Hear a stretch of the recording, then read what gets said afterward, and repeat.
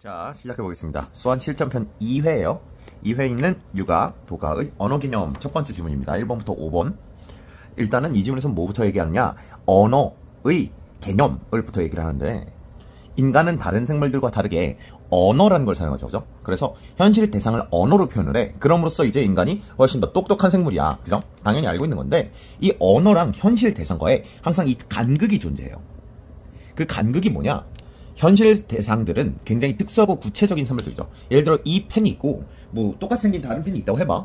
이래도 얘네 둘은 어쨌든 다른 애잖아. 그지? 그런데 네임펜 뭐 이런 식으로 이제 이름 붙이는 이런 것들은 굉장히 추상적이고 보편적이다라는 그런 특성이 있고, 현실 세계 모든 사물들은 변화죠. 이 변화라는 표현은 뭐 이 관점에 따라 굉장히 다양하게 얘기할 수 있는데, 뭐 아까의 이 펜이랑 지금의 이 펜은 엄연히 다른 펜이죠. 뭐 분자 구조가 바뀌었다든가 먼지가 한 톨 더 붙었다든가 어쨌든 그치. 그러나 언어는 항상 고정적이야. 이 두 가지 특징은 같죠. 보편 추상적이고 고정적이다. 이런 간극이 있다라는 걸 통해서 일단은 언어가 특이한 개념이야 라고 일단 먼저 정의를 내립니다.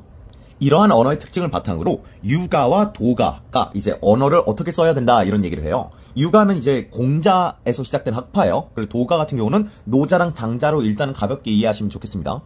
유가든 도가든 다 이제 춘추 전국 시대라는 그 시대에서 사상가들이에요. 춘추 전국 시대가 뭔지 알죠, 그죠? 다 이제 전쟁이 엄청나게 많았던 시대입니다. 그래서 전쟁이 많으니까 어떻게 이 전쟁을 불식시킬 수 있는가, 없앨 수 있고, 어떻게 하면 이 평화가 찾아올까, 혼란기를 어떻게 극복해야 되는가에 대한 얘기들을 일단 제일 중요하게 생각을 한단 말이에요, 얘네가. 자, 유가에서 일단은 이 혼란 사회에서 공자가 먼저 나와요.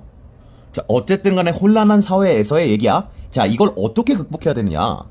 공자가 제시한 걸 정명사상이라 그래요. 바른 이름을 사용해야 된다라는 뜻이야. 아까 현실 대상이 언어에 대응된다 그랬잖아. 이 언어를 바르게 사용해야 된다라는 얘기예요. 이 사회가 혼란하잖아. 사회 질서가 잘 잡히려면 사람이 명분에 맞게 살아야 되거든. 근데 그러려면은 그 명분이 분명한 언어로 제시가 될 때 그게 가능하다라고 얘기한 거예요. 되게 좀 추상적이죠, 그죠? 이게 이제 순자에서 좀 더 구체적으로 얘기가 돼요. 자, 어떻게 구체화되는지 볼게. 순자는 언어는 그저 사회적 약속이지 고정되는 그런 것이 아니다 라고 얘기를 했어요. 그러니까 이미 정해져 있는 선천적이라는 표현을 이제 지문에서 쓰는데, 선천성이 없다라는 뜻이야. 어떤 예를 들어 뭐 태양이 있다고 해봐. 태양이라는 말이 있고 진짜 그 태양이라는 사물이 있죠. 태양이라는 이름을 꼭 가졌어야 돼? 그렇지 않죠. 그지? 미국에선 선이라고 하잖아. 그죠? 이 태양이라는 이 실제 현실과 이 언어 간의 필연적인 관계 따위는 없었다 이런 얘기를 하는 것 같아요. 사회적 약속으로 정의될 뿐이다. 그러니까 잘 정해야 되지 않겠니? 분명한 언어로 잘 해야 돼 이런 얘기를 하는데, 자, 구체적이라고 그랬잖아. 아까 공자가 사회 질서라고 했었는데 이게 이제 뭘로 표현되느냐, 순자에서는 예로 표현돼요. 오케이. 이 사회 질서를 위해서 예를 지켜야 될 사람들이 이 사회 규범이에요. 근데 이 예를 지키려면 어떻게 해야 되냐면 대상 간의 분별이 올바르게 돼야 돼. 사람이 명분에 맞게 살아야 되잖아. 그지? 그런 것처럼 분별을 딱딱 잘 해놔야 된다는 얘기예요. 이거를 뭘로 하는 거야? 이거를 바로 분명한 언어로 한다는 얘기지. 오케이? 됐죠? 자, 근데 이게 구체적으로 무슨 뜻이냐? 분별을 잘하자니 이게 뭔 소리냐? 이거를 이제 사람이 명분에 맞게라는 이 표현이 이제 어떻게 구체적으로 제시가 되느냐? 귀천을 밝혀야 된다. 와닿는 거로 연결하면 이제 신분제입니다. 그러니까 이게 전쟁이 나고 반란이 일어나고 이러는 것들이 자기 위치에 있어야 되는 사람들이 그 위치를 지키지 않고 그걸 뭔가 뒤집어 보려고 하다 보니까 계속 이런 전쟁이 일어나고 이런단 말이야. 그러니까 너의 위치를 파악하고, 너 만약 천한자면, 그지? 천한 사람들은 듣기 불편하겠죠? 어쨌든 천한자라면 너는 천한 그 위치에서 할 일을 명분에 맞게 다 하고, 귀한자라면 너는 그 귀함에 맞게 나라를 잘 다스리고, 이렇게 너 할 걸 잘 하면 질서 유지가 잘 될 텐데 왜 계속 이거를 너희가 정해진 위치에서 너의 할 일을 다 하지 않고 넘나드느냐. 그러니까 전쟁이 발생하는 거야 라면서 해결책으로 제시한 거지. 오케이? 그럼으로써 언어가 혼란한 사회에 대한 이 해결책으로다가 제시가 된 거예요. 자, 그러니까 일단 유가는 이 언어를 뭐로 본 거야? 사회 질서 유지할 수 있는 도구로 본 거죠. 오케이? 신분제랑 전통, 권위를 긍정했다라고 얘기할 수 있겠어? 그죠? 원래 이거를 잘 지키기만 하면 전쟁이 일어나지 않을 텐데 라는 그런 관점이겠죠. 자, 그런데 도가는 굉장히 달라요, 그거랑. 도가의 시초는 노자라는 분입니다. 자, 노자가 사실 이제 이게 너무 옛날이라서 뭐 기록이 이제 정확하진 않은데, 노자가 공자보다 약간 더 나이가 많고 조금 더 오래된 사람이다 뭐 이런 얘기도 있어요. 동시대 사람이냐 아니냐 이것도 사실 이제 막 팩트로 분명하다 이렇게 얘기하기엔 너무 옛날이기 때문에. 자, 어쨌든 노자로 대표되는 도가는요, 일단은 들어봤니? 무위자연. 이번 기회에 정확하게 잡고 가는 게 좋겠죠. 물론 이게 작년 수능에 나와서 똑같은 제재가 나올 것 같지는 않습니다만, 자, 위라는 이게 뭐냐면은 인위적인 것을 배제한다는 뜻이에요. 없을 무자를 써서 인위적인 것을 없앤다. 그리고 자연 상태로 돌아가다. 그저 야 우리 자연의 야생의 그 구석기 시대의 사람처럼 살자 이런 느낌이 아닙니다. 인위적인 것들을 빼야 돼. 너네가 인위적인 걸 만들어 놨고 쓸데없이 이런 국가니 자 애초에 이제 국가 또 얘기를 하는 거예요. 국가, 신분제 막 이런 것들을 만들어 놓으니까 당연히 이게 사람은 원래 그렇게 태어나지 않았는데 그런 인위적인 거를 만들어서 구속을 하니 문제가 되는 거나 라는 얘기를 근본적이죠. 굉장히. 자, 이 인위라는 게 어떤 거냐? 이거예요. 신분제, 전통, 권위 이런 것들이 다 인위가 됩니다. 오케이? 네, 노자 입장에서는 그러니까 애초에 이 신분제, 전통, 권위 같은 거를 지키는 것 자체가 노자는 굉장히 마음에 안 들겠죠. 그래서 이 노자의 도가 사상을 문명 비판적이다 이런 표현을 씁니다. 근데 생각해봐. 노자는 어떨까? 이 언어에 대해서 얘기를 할 거라며 지금부터. 언어가 노자 입장에서 어때요? 인위적이겠니? 완전히 이 자연적으로 처음부터 있는 거겠니? 인위적인 거겠죠. 오케이? 노자는 언어를 통해서 이 현실을 얘기하는 거 이런 걸 유명의 세계라고 표현해요. 유명이 별게 아니고 이름 명예, 이름 있을 유자예요. 그래서 이름이 있다. 그지 언어를 사용해서 현실을 파악한다 이런 뜻이에요. 그것 자체를 유명의 세계라고 봤어. 그런데 실제 우리 세계는 그렇지 않겠지. 그러니까 언어를 통해서 무의자연의 본질을 도달하기는 어려울 거란 말이지. 왜냐면 얘네 애초에 언어가 없는 애들이니까. 그죠? 그래서 얘네들 사실은 무명의 세계예요. 오케이. 자, 그렇다고 해서 언어가 쓰레기냐? 그렇진 않아요. 왜냐면은 노자도 자기 말을 하는 거에서 언어를 사용하잖아. 그지? 되게 자신이 어쨌든 세계 본질에 대한 얘기를 하고 싶은데 언어를 빌리긴 해야 되잖아. 그래서 언어가 물론 이 무명의 세계를 실제 이거 본질적인 얘기야. 본질은 무명이야. 이름이 없다고. 이름이 없는 이 세계를 이해하는 데 도움은 되겠지. 도움은 되겠지만 한계가 명확하다. 오케이? 본질의 일부 정도만을 다룰 수밖에 없다. 그러니까 언어에 애초에 그렇게 얽매일 필요가 없는 거야. 그지? 그게 일부밖에 안 되기 때문이지. 마지막으로 장자예요. 장자도 뭐 크게 여기서 다르진 않습니다. 장자는 언어는 상대적이고 유한할 뿐이다. 그래서 본질에 도달하기 위한 하나의 수단일 뿐이다 라고 언어를 얘기하면서 언어가 이 세상을 완벽하게 표현할 수 없다라는 그런 관점을 주목한 거지. 그러니까 유가와 도가가 보는 언어 개념이 좀 다르죠. 얘네 같은 경우는 언어를 통해서 결국은 언어를 잘 사용하면 혼란 사회를 극복할 수 있다까지 나아가는 실용적 관점이 되겠고, 그죠? 그런데 얘네 같은 경우는 딱히 그런 얘기를 하는 게 아니죠. 이렇게 하면 전쟁 안 할 수 있어 보다 더 근본적으로 애초에 혼란이 야기된 이유 자체가 우리가 언어를 써가지고 이런 구획을 하고 인위적인 이런 것들을 만들어놔서야 라고 하니까 사실 이게 실용적이냐 하면은 그건 또 약간 이 도가사상에서 좀 얘기가 있죠. 어쨌든 얘네들은 뭘 얘기하는 거야? 언어가 현실과 어떻게 이어지는가에 대한 거에서 주목을 한 거지. 그지? 실제 세상과의 이 본질과의 관계. 오케이? 그래서 언어는 본질과 정확하게 본질을 다 표현할 수 없어 라는 그런 한계적인 그런 관점을 취하는 게 첫 번째 질문입니다. 자, 사회대학의 동조현상이라는 제목을 붙였어요. 사회심리학이 뭐냐면요, 사회 속에서 일어나는 심리학이에요. 그냥 단순하게 집단이나 개인이 왜 이런 생각을 하고 이런 심리를 가질까를 연구하는 학문입니다. 동조현상이라는 거를 얘기하는 지문이에요. 자, 동조현상 들어봤죠? 그죠? 집단심리 이런 거, 분중심리 이런 거랑 비슷한 겁니다. 집단의 압력이 있을 때 개인의 행동이나 태도가 변화하는 거를 동조현상으로 일단 먼저 정의를 합니다. 근데 그 압력이라는 게 실제로 진짜로 있을 수도 있지만 없는데 괜히 나 혼자만 느끼는 거, 그럴 때도 동조현상이라고 해요. 괜히 그냥 집단의 압력이 느껴지는 기분이야. 그래서 내 태도가 변화해. 우리 학교 다니면서 굉장히 많이 이런 걸 느껴왔죠. 그죠? 이 집단이라는 표현이 사회라고 하니까 나한테 거리감이 좀 있다라고 느낄 수가 있는데요. 이 집단이란 개념은 동조현상이 얘기하는 집단이란 개념은 국가부터 시작해서 뭐 작은 거는 뭐 시, 도, 구 이런 거, 또 학교, 너네 학교에 있는 그 사회, 소규모 그룹, 뭐 조별과제 뭐 이런 거 있잖아. 그지? 그런 소규모 집단까지 모두를 포괄하는 개념이에요. 그러니까 우리도 당연히 이미 느껴왔던 겁니다. 자, 동조현상이 근데 왜 일어나느냐, 원인이 두 가지가 있다라고 얘기해요. 자, 그러면서 이제 먼저 집단의 규범이라고 얘기합니다. 자, 집단의 규범을 먼저 설명하는데, 규범이라는 뜻이 혹시 모르는 친구도 있을까봐 규칙 이런 거랑 같은 거예요. 준칙, 규칙, 따라야 하는 거. 그냥 학교를 생각해봐도 돼. 뭐 지각하면 안 되고 이런 것들 있잖아. 수업 시간에 떠들지 마, 핸드폰 보지 마 이런 것도 있잖아. 그런 룰이라고 생각하시면 돼요. 집단의 규범은요, 두 가지가 있어요. 학교 같은 경우는 약간 대부분 명시적인 규범으로 이루어지는데, 이거를 명시적이다 암묵적이다 일단 두 가지가 있는데, 자, 명시적이라는 건 명확하게 보이다라는 뜻입니다. 오케이? 공지가 정확하게 내려오거나 아니면은 써있어. 명시적으로 써있다라는 표현을 쓰는데, 지문에서는 명문화라고 해요. 그냥 글로 적혀있다는 뜻이에요. 이렇게 적혀있는 규범, 이건 절대 지켜야 돼 라고 이렇게. 암묵적 규범 같은 경우는 암묵적으로 따르다 이런 뜻이지. 그지? 공지가 되어 있진 않아. 그냥 딱 법으로 정해져서 막 써있진 않지만 다들 암묵적으로 지키는 거. 뭐 학교로 치면 뭐가 있을까? 옆자리 친구를 꼬셔서 PC방에 가게 돼서 뭐 공부를 방해하지 말 것. 아, 이건 좀 아닌가? 수업 시간에 간지럼 태우지 말 것 정도로 해볼게. 네. 수업 시간에 간지럼 태우지 말 것이라고 적혀있진 않죠. 하지만 우리가 암묵적으로 수업 시간에 다른 친구를 그렇게까지 방해를, 뭐 장난치는 걸 제외한다면 그러지 않는 게 좋잖아. 그죠? 그런 것들을 이제 암묵적인 규범이라고 하는 거예요. 보통 이제 많은 것들이 명시가 돼 있죠. 보통 이제 작은 학교 같은 경우는 이제 뭐 학교 폭력 뭐 이런 것들도 옛날엔 그런 규범이 없었겠지, 그지? 뭐 옛날에 막 우리 땐 싸우고 자랐어라는 옛날 시대 같은 경우를 보면은 그런 게 없었으나 점점 심해지니 그걸 아예 문서화를 해버리는 거죠, 그죠? 약간 자율에 맡겼다가 안 될 것 같으면 명시적으로 넘어가는 거겠지. 어쨌든 집단의 규범이 두 가지가 있어. 뭔 얘기한다고 이제부터? 동조현상이 왜 일어날까라는 얘기를 할 거야. 자, 첫 번째는 규범적인 영향력이에요. 이 집단에 소속이 되고 싶어. 그래서 규범을 따라야지만 집단에 소속이 될 수 있잖아. 안 그러면 이제 혼나고 뭐 배척될 테니까. 그래서 이 규범적인 영향력, 규범을 따라야 한다라는 그런 의무감 같은 거죠. 소속이 되고 싶어서. 이럴 때는 이거 지키기 싫은데 그럼에도 지켜. 이런 거지. 그지? 그래서 신념, 태도, 하여튼 이런 태도 변화가 아니라 행동의 변화가 주로 일어납니다. 이거를 이제 태도를 내적인 변화, 행동을 외적인 변화라고 얘기해도 괜찮겠지, 그지? 그래서 얘는 어때? 내적인 변화보단 외적인 변화가 더 많이 일어나는 편이야. 오케이? 그저 지키기는 거니까 내가 싫어도. 자, 두 번째 원인은 뭐냐? 두 번째 원인 가지고는 정보적 영향력이라는 게 있어요. 자, 이것도 규범에 대한 얘기기는 한데 좀 달라, 상황이. 아까 같은 경우는 지키기 싫지만 지켜야지 같은 그런 경향이 강했다면은 얘 같은 경우는 지금 진짜 어떻게 할지 모르겠는 상황이야. 낯선 상황.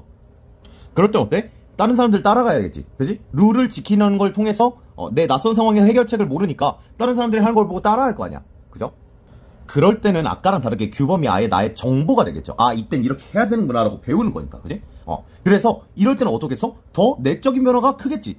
그지? 이렇게 해야 되는구나 라고 받아들이는 거니까 아까 같이 하기 싫지만 해 이게 아니잖아. 그죠?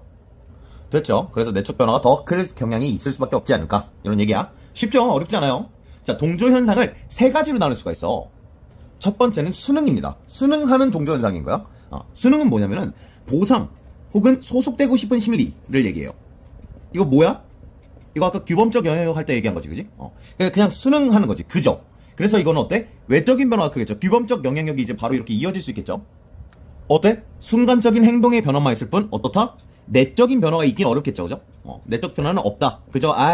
그래요, 할게요 하면서 내적 변화는 없어. 난 하기 싫어, 아직도. 이런 걸 그냥 수능한다 라고 얘기해요. 자, 두 번째는 동일시입니다. 동일시는 어떤 거냐? 이 2번인 정보적 영향력, 낯선 상황, 이거랑 좀 이어지는 거야. 자, 쌤이 지문에 없는 말을 하나 가져왔어요. 롤모델이라는 말을 가져왔는데 지금 수능이랑 동일시가 좀 구분이 안 갈 것 같아서 얘기하는 거야. 그저 소속감이 아니라 나 쟤처럼 되고 싶어. 이럴 때를 얘기해요. 동일시. 오케이? 네, 낯선 상황에서 나 저 사람처럼 돼야지. 그러면 저 사람이 생각하고 하는 걸 다 따라해야지 라고. 그럼 이거 어때? 굉장히 무비판적인 수용이 되겠죠, 그죠?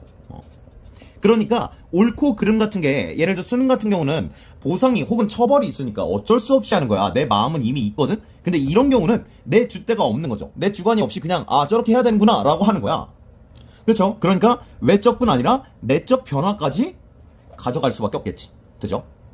지금 여기 적혀있는 이런 보상이나 처벌이나 소속, 롤모델 되고 싶다 이런 게 다 뭐야? 집단의 압력으로 보는 거예요. 오케이? 자, 세 번째는 내면화입니다. 자, 이게 내면화랑 동일시랑 좀 다른데 동일시는 저렇게 하고 싶어서 따라하는 거예요. 내면화는요, 내가 그 규범이 그냥 완전히 내 마음속에 들어와 버린 거야. 더 이상 이게 틀렸다는 생각 자체를 안 해. 이제 오래 집단에 소속되다 보면 점점 그렇게 되겠지. 오케이? 그래서 규범이 아예 그냥 나의 생각의 태도의 기준이 된다라고 이렇게 되는 거죠. 내면화 같은 경우는 어떠냐? 1이랑 달라요. 1 같은 경우는 내적 변화가 없었고 그지? 순간적으로 하는 건데 1이 굉장히 반복이 되면 어떻게 돼? 1이 반복이 되면 내면화가 될 가능성이 높겠죠. 그쵸? 반드시 그렇다라고 적혀있진 않은데 가능성이 높다 정도로 얘기가 돼요.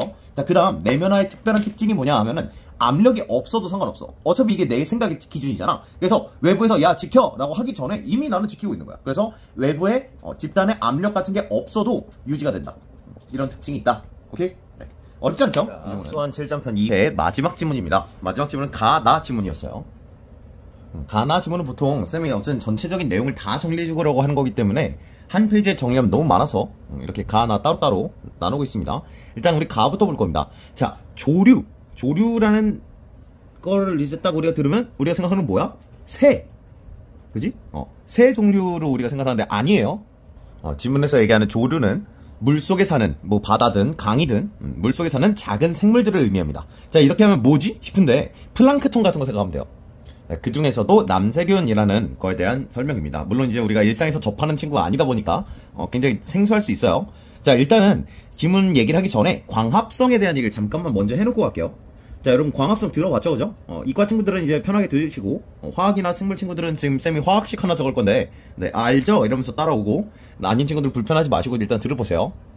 자, 일단 광합성이 뭐냐면요, 빛이랑 물이랑 이산화탄소를 이렇게 재료로서 화학 안 하는 친구들 많을 테니까, 자, 재료로서 이 유기물과 산소를 만드는 걸 광합성이라고 해요. O2는 들어봤잖아, 그지? 이거 O2 음료수도 있잖니? 그죠? 자, O2 산소예요. 이건 알아야 돼. 산소. 우리 광합성 뭐예요? 식물이 광합성하잖아, 그지? 그래서 그 산 같은 데 가면 공기가 굉장히 좋죠, 그죠? 산소도 이 밀도가 굉장히 높아서 애초에 우리가 공기 좋다라고 느끼는 게 산소 밀도가 높다 보니까 숨쉬기가 편한 거거든. 오케이? 네. 이거의 역과정을 소화과정이라고 하죠. 우리 사람 같은 경우는 뭘 먹고 산소 숨을 쉬면서 에너지를 만들어낸단 말이지. 물이랑 CO2 배출하면서. 네.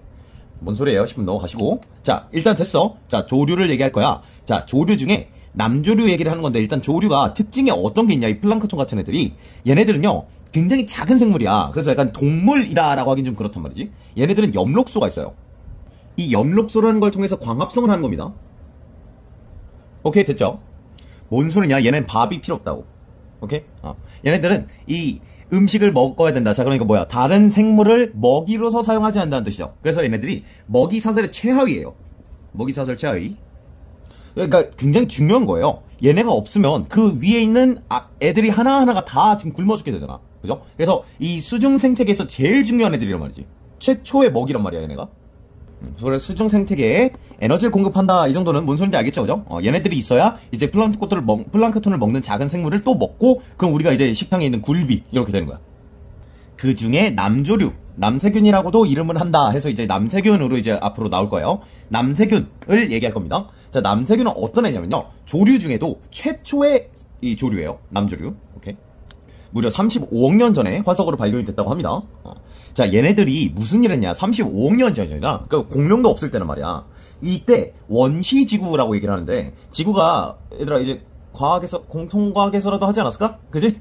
지구가 처음 만들어질 때, 이때 지금처럼 살기가 좋은 상황이 아니었단 말이죠. 막 나무랑 풀이 많고 막 이랬던 데가 아니라, 이 지구 엄청 뜨겁고 막 마그마 막 난리 나고 화산 막 난리 나고 해서 유해 독소로도 가득하고 산소가 별로 없었어요. 그랬던 시대에 이 조류가 뭐 한다고? 조류는 광합성을 해요. 엽록소가 있기 때문에 광합성을 해서 산소를 배출하는 역할을 해. 오케이? 어릴 땐 쌤이 이제 O2라고 적었어. 이거라도 최소한 익숙해서라 싶어서. 네. 자, O2를 공급을 해. 산소를 공급을 했어. 자, 그리고 이 산소가요, 이 오존을 형성합니다. 자, 오존은 O3라고 해. 지문에 나오진 않는데, 쌤이 아는 거라 그냥 적어봤어요. 자, 산소가 자외선을 만나잖아? 그러면은 옆에 있는 산소랑 합쳐지고 뭐 분열되고 합쳐지고 이러면서 오존이란 O3, 산소 원자가 이거 2개짜리라는 뜻이에요. 자, 산소 원자가 2개짜리라는 뜻이라서 O2입니다. 얘는 산소 원자가 3개짜리인 거예요. 그래서 오존 3개짜리, 오케이? 자외선을 만나면은 산소가 오존이 돼요. 우리 오존층 들어봤잖아.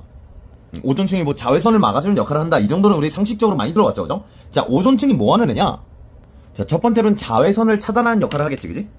들어봤으니까. 자, 자외선을 차단하는데, 사실은 정확히 얘기하면요, 자외선을 차단하는 게 아니라 어떻게 되는 거냐면, 오존층이 아까 O3라 그랬잖아. 쌤이 화학식을 좀 쓸게. 여기다가 자외선이 들어오죠, 그죠? 자외선이 들어오면 어떻게 되냐면은 산소 하나를 튕겨내요. 산소 하나짜리 1이라 적을게요. 하나짜리입니다. 원자 하나, 산소 원자 하나 튕겨내는 거예요. 3개 중에 막 타격을 받아가지고 하나가 띵 하고 튕겨 나가는 거예요. 자, 이렇게 혼자 돌아다니는 산소 원자는 굉장히 불안정해요. 그래서 얘가 다시 다른 산소 분자랑 만나가지고 다시 오존이 돼요. 그러면서 열이 발생합니다. 열 에너지가 발생을 해. 이게 무슨 뜻이냐? 남세균 때문에 일단 이 지구에 산소가 많아졌고, 두 번째로는 열 에너지가 발생을 하면서 지구 온도가 조절이 되기 시작했어. 오케이, 정리되죠? 그래서 남조류가 일단 뭐 했다고? 자외선을 차단해줬어. 그 다음에 지구 온도 조절했고, 그 다음 뭐 했다고? 제일 중요한 거, 산소를 공급했었단 말이지. 됐죠? 그럼으로써 호기성 생물들이 생존할 수 있게 됩니다. 자, 호기성 생물 처음 들어보죠, 그죠? 호기성 생물, 이건 뭐냐? 자, 이게 이제 기출에 나온 적이 없는 내용이요. 그래서 나름 그래도 새로운 내용이 드디어 나왔네? 라고 할 법한 부분입니다. 이거 별거 아니고요. O2를 필요로 하는 생물을 호기성 생물이라고 해요. 산소 필요한 생물. 우리도 호기성 생물이에요, 인간도. 자, 그 다음에 자외선이 차단됐잖아. 그러면서 무슨 일이 일어나냐? 육지 생물이 출현하게 됩니다. 네, 뭐 지문에 나오진 않는데 생각을 해봐. 이 물에서 최초의 생물이 생기고, 우리 막 요즘 뉴스 보면은 화성에 사실은 물이 있었다 막 이런 거 되게 중요하게 얘기하잖아요. 그런 게 왜 그러냐면은 물이 있어야 자외선이 차단이 돼요. 일단은 그 유해한 것들이 물을 다 뚫지를 못해서 흩어지거든. 그래서 물이 있을 때 더 미세한 되게 이 원시 생물들, 이런 것들도, 원시 생물들은 굉장히 연약하고 취약할 거 아니야. 그래서 굉장히 보호되는 그런 데서야 이제 처음으로 발생하기 시작하는 거거든. 근데 그 자외선이 차단이 되기 시작하니까, 물이 원래 그걸 막아줘. 그래서 수중생물에서 처음 시작을 했는데 자외선이 차단을 시작하니까 밖으로 기어 나와도 안 죽네가 되면서 이제 육지생물이 출현했다라고 보는 게 이제 진화론적인 그런 구도인 거지. 여기까지가 이제 이 남조류, 남세균이 이 지구에 했던 영향, 최초의 영향력, 이런 거고. 자, 그 다음 나오는 내용은 뭐냐, 남세균의 특징에 대한 얘기가 나와요. 남세균이 굉장히 다양한 특징이 있대. 자, 1차적으로는 어떠냐, 얘는 환경변화에 진짜 강한 애야. 생각을 해봐. 얘네 35억 년이 넘게 오래 살아왔대잖아. 그러니까 이 생물학적인 관점에서는 거의 최초의 조상격이란 말이지. 그래서 얘네가 굉장히 환경 적응이 강해요. 그러한 특징으로 뭐가 있느냐, 첫 번째는 질소 고정 능력이에요. 이게 뭔 소리냐, 보통 이게 대기가 78%가 일단 질소거든요. O2 비율이, 산소 비율이 얼마 안 돼요. 질소가 굉장히 많은데, 이 질소가 생물 입장에서는 제일 필요한 그런 거란 말이야. 근데 만약에 질소가 없어, 그 비료 쓸 때도, 그 식물 비료 이런 거 쓸 때도 질소 비료 막 이런 것들 들어봤니? 네. 질소를 꼭 우리 생물은 반드시 필요로 해요. 근데 이 질소가 만약 부족해도 얘는 이 질소를, 충분히 많은 이 질소를 대기 중에, 이제 공기 중에, 우리가 공기라고 하지만 이거를 이제 대기라고 한다면은 이 주변에 있는 거, 그 중에 공기가 일부고 질소가 있는데, 그 대기 중 공기를, 대기 중 질소 N2예요. 자, 이 기회에 화학 안 하는 친구들은 이런 거 좀 익숙해져면 좋겠지. 이거를 체내에 바꿀 수가 있어. 유기질소, 질소 화합물로 바꿔서, 어쨌든 자, 그냥 쉽게 얘기할게. 대기 중의 질소를 몸에 저장할 수 있다고. 그래서 환경이 이제 질소가 없어서 막 뭐 핵폭탄 막 난리 나고 막 해도 얘네들은 살아남기 쉽다. 오케이? 이미 나는 낙타의 혹처럼 양분을 저장하고 있는 거지, 질소를. 두 번째, 이 환경변화 적응에 대한 얘기에서 두 번째는 뭐냐, 포자 형성을 하는 능력이 있어요. 이건 또 뭐냐면, 이 질소 부족한 거랑 별개로 이제 굉장히 유해한 그런 환경일 수 있잖아. 그런 환경에서는 얘네가 포자를 만들어가지고 본인을 덮어. 그래가지고 물 바닥에 가라앉아요. 퇴적층이라고 지문에 나오는데, 이 수중에 있는 퇴적층에 가라앉았다가 이제 환경이 좋아지면은 다시 밖으로 나와. 오케이? 이런 여기 자기 보호 기능이 있는 거지. 자, 세 번째로는 공기주머니라는 게 있어요. 되게 기능이 많습니다. 공기주머니를 갖고 있어요. 그래서 얘네는 이동을 할 때 이 공기를, 이제 산소를 넣었다 뺐다 하면서 이제 상하로 이동을 해요. 상하로 이동. 그러면서 어쨌든 얘는 지금 광합성을 해야 되니까 햇빛이 필요하거든. 햇빛이 있는 대로 가고, 양분이 있는 대로 가고, 이런 식으로 이동을 할 수 있는 기능이 있다. 자, 네 번째 같은 경우는 이제 환경 변화 적응이라기보다는 인간의 관점이에요. 인간의 관점에서 남조류, 남세균이 약간 짜증나는 역할을 하는 게 있어. 냄새가 나는 물질을 만들기도 해요. 이 대사 과정에서. 얘네도 이제 뭐 대사 과정이다, 편하게 생각하면 뭐 소화 과정처럼 생각을 해도 돼. 몸에서 이제 뭔가 이런 것들이 일어날 거 아니야. 얘네도 생물이니까. 그러면서 냄새가 나는 물질을 배출을 하고, 또 유해 독소를 만들기도 해요. 냄새나는 물질은 유해하진 않습니다. 무해해요. 인체 무해합니다. 냄새가 날 뿐이야. 그런데 유해 독소 같은 경우는 지금 뭐야, 있을 유해, 해로운이라는 뜻이잖아. 해롭다는 뜻이에요. 해로운 독소 같은 경우는 당연히 해롭겠지, 이름이. 그지? 자, 근데 이게 남세균이 그냥 항상 유해 독소를 뿜뿜 뱉어내는 게 아니라 사체에서만, 살아있을 땐 괜찮은데 사체에서만 유해 독소가 생성이 된다. 여기까지가 바로 남세균의 특징 4가지로 쌤이 이렇게 정리를 해봤습니다. 2회의 마지막 나 부분이에요. 남세균으로 인한 녹조 현상. 나 녹조 현상도 들어본 것 같지 않아? 그죠? 막 녹조 현상이 심각하다 이런 거 이제 뭐 사회 시간에 아마 어릴 때 배웠지 않았을까 싶은데, 자, 일단은 녹조 현상이 뭐냐부터 얘기해 볼게요. 녹조 현상이 뭐냐? 남조류가 많아진 걸 녹조 현상이라 그래. 별거 아니죠. 이 녹조 현상 같은 경우는 강이나 호수에서 발생을 하는 거예요. 이런 걸 담수라고 해요.